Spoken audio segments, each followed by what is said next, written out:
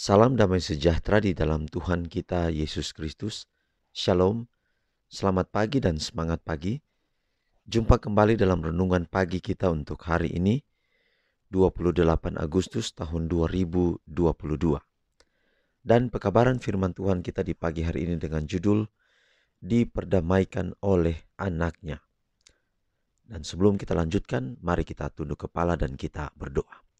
Bapa di surga, terima kasih atas penjagaanmu, atas semua kebaikanmu dalam hidup kami, dan teristimewa kesempatan untuk belajar firman-Mu. Biarlah pekabaran firman-Mu di pagi ini boleh menguatkan kami, menuntun kami untuk tetap setia kepadamu. Inilah doa kami ya Bapa, terpuji nama Tuhan. Dalam nama Yesus kami telah berdoa. Amin. Sekali lagi renungan pagi kita di hari ini 28 Agustus 2022 dengan judul Diperdamaikan oleh Anaknya.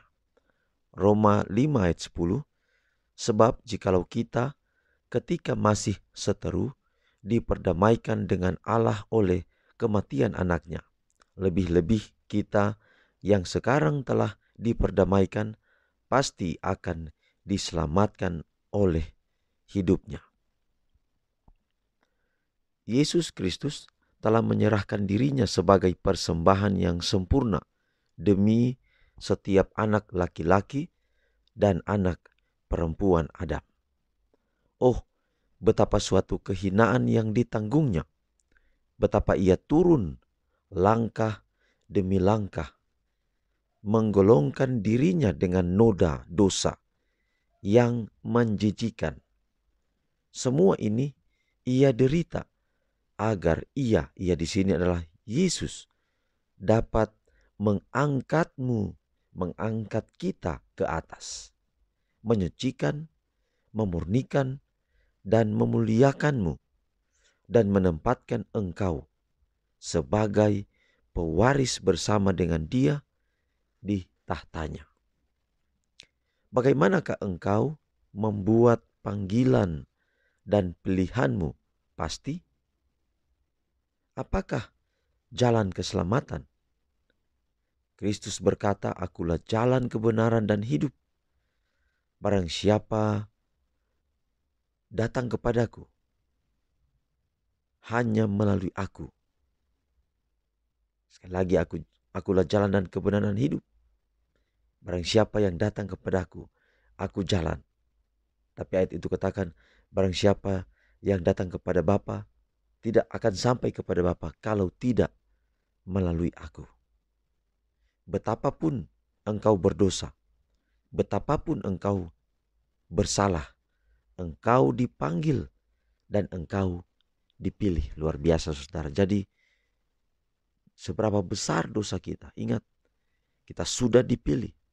Yesus datang ke dunia ini mati tidak memilih kelompok tertentu, tetapi dia memilih setiap orang. Itu berarti semua, itu berarti termasuk saudara, itu termasuk saya. Tidak seorang pun dipaksa untuk datang kepada Yesus Kristus. Keagungan surga, anak tunggal satu-satunya Allah yang benar dan hidup, membuka jalan bagimu untuk datang kepadanya. Oleh menyerahkan hidupnya sebagai korban di atas salib Golgota. Tetapi sementara ia menderita semua ini, bagimu ia terlalu suci, ia terlalu benar untuk memandang kejahatan. Tetapi ini pun tidak menghalangimu datang kepadanya. Karena ia berkata, "Aku datang bukan untuk mencari orang benar, tetapi orang berdosa kepada pertobatan." Biarlah jiwa-jiwa yang sedang binasa datang kepadanya sebagaimana mereka ada, tanpa berdalih dan memohon tebusan darah Kristus, dan mereka akan diterima oleh Allah yang diam dalam kemuliaan di antara kerubim di atas tahta belas kasihan.